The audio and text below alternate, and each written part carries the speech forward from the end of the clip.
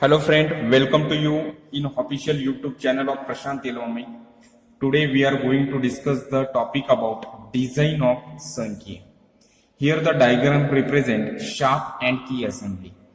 Here in this topic we design this type of sun key.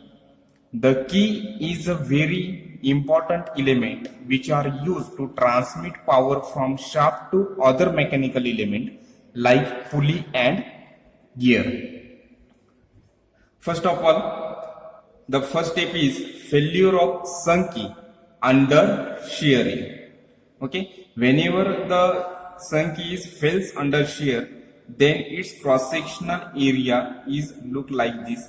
These are the total part of key. Whenever it fail under shear, then it becomes like a two part due to shearing. The shearing area is represented by hatching area. Okay, then the shear stress induced in that particular type of sun key is equal to force upon area. Okay, means force upon area. Area means that hatching part is small l into w. Means force is equal to L into W into tau. This is equation 1.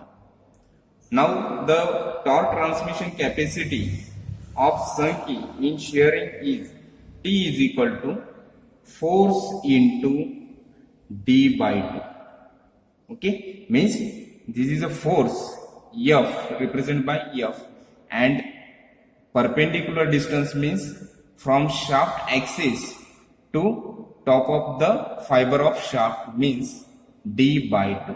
The diameter of shaft is nothing but capital D, small d. Okay. Now equation 1 is put in equation 2.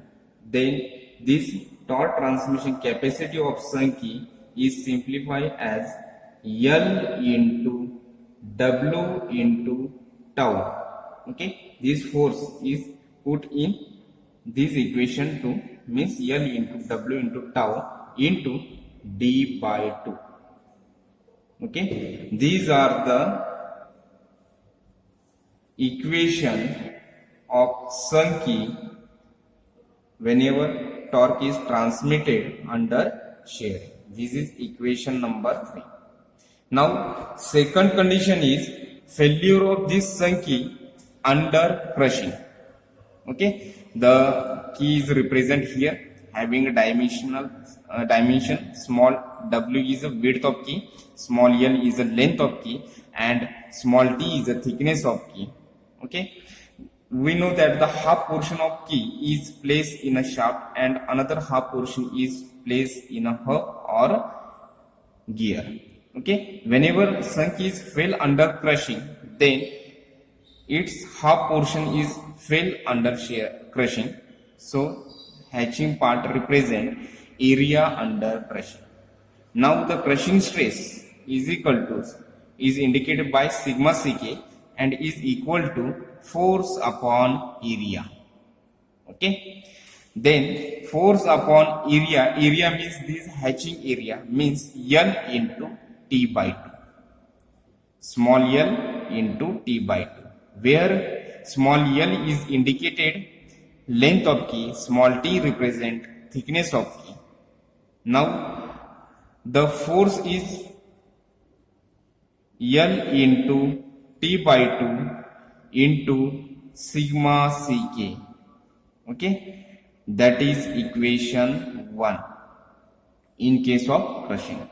Then torque transmission capacity is force into perpendicular distance. Okay, force is nothing but F and perpendicular distance is nothing but small d divided by 2.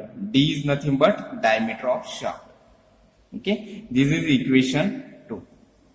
Now the value of force is put in equation 2. Then torque becomes T is equal to L into T by 2 into sigma ck into D by 2 place as it is D by 2. Okay, these are the final equation of Sankey fail under crushing. This is equation 3.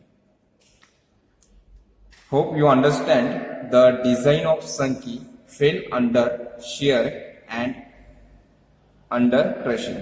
In shear, the torque transmission capacity becomes small l into W into tau into d by 2, where T is represent torque transmission capacity of Sankey, small l is represent length of Sankey, small w is represent width of Sankey, tau is represent shear stress of Sankey, and small d is the diameter of shaft.